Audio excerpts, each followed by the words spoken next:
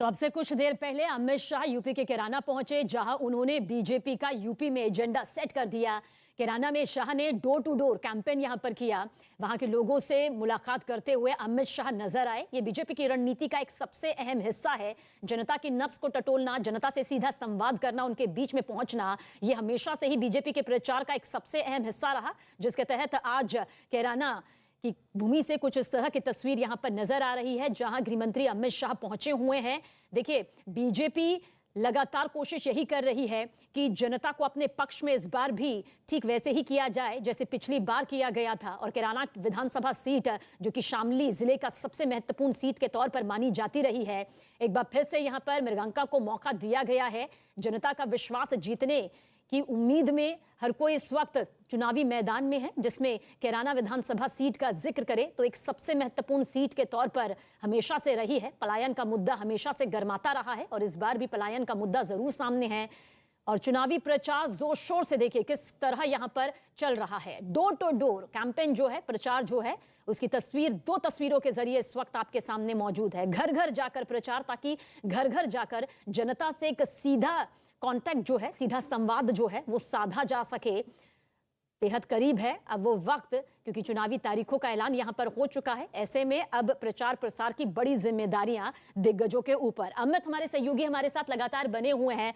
अमित, कहा जा सकता है क्योंकि कैराना एक ऐसी सीट रही है जिस पर नजर हमेशा से रही है, और अगर इतिहास टटोले तो हुकुम और हसन परिवार का कब्जा यहां पर हमेशा से रहा है। एक बार फिर से क्या इतिहास दोहराने की कोशिश करते हुए नजर आ रहे हैं?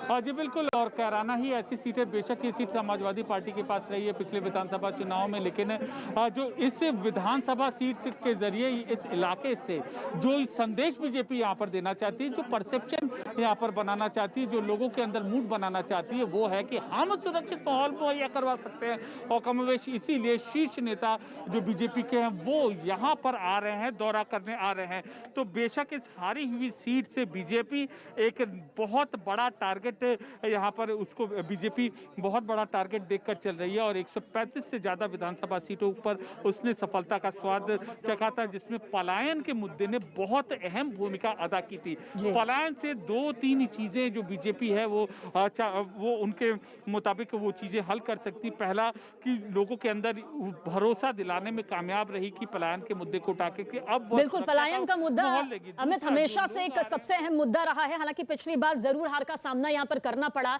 एक बार फिर से मृगांका को यहाँ पर मौका दिया गया, लेकिन अमित शाह जिस तरह से आज कैराना में उतरे हैं, डोर टू डोर ये कैंपेन यहाँ पर चल रहा है, क्या बड़ा संदेश देने की कोशिश?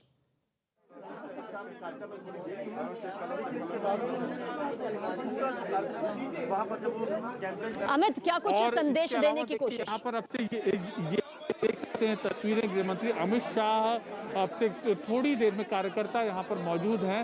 वो गृहमंत्री अमित शाह इसी गली से आएंगे, साधु स्वीट में आएंगे, अंदर जो पलायन कर चुके परिवार हैं वापस लौटे हैं, उनसे मुलाकात करेंगे। 7 परिवार ऐसे हैं जिनसे गृहमंत्री अमित शाह मुलाकात यहाँ पर करेंगे।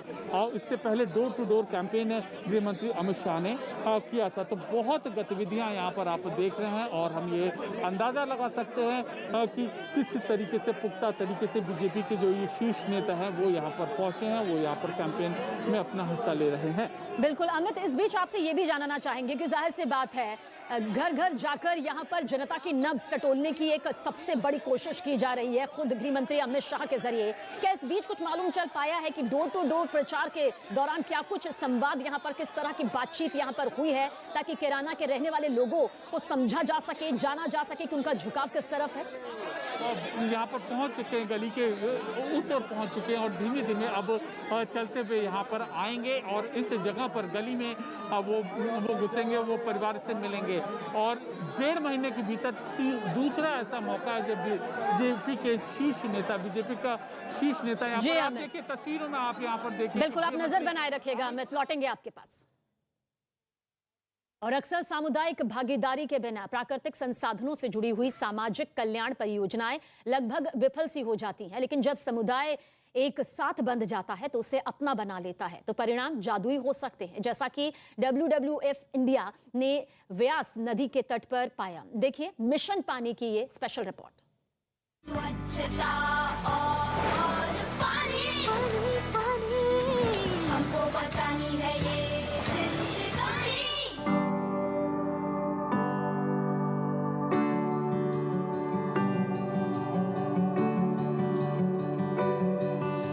We are at a very famous village, Karmowala, which is in Tarantaran district of Punjab, and this is Beas River, one of the most healthy river in Punjab.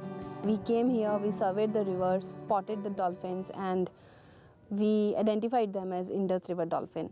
Dolphins are indicator species of a good river ecosystem. So if there is no flow in a river, if the water quality is bad, if there is no fish in a river, dolphins cannot exist. So the idea of engaging communities is also to understand the relevance of dolphins and the practices that they can impart on themselves so that the dolphins remain healthy and safe forever.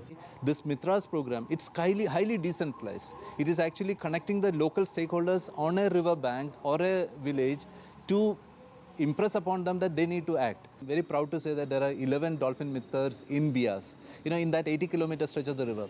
On a daily basis, they are feeding in information. They're feeling proud to be part of this. I think that's a great progress that we have.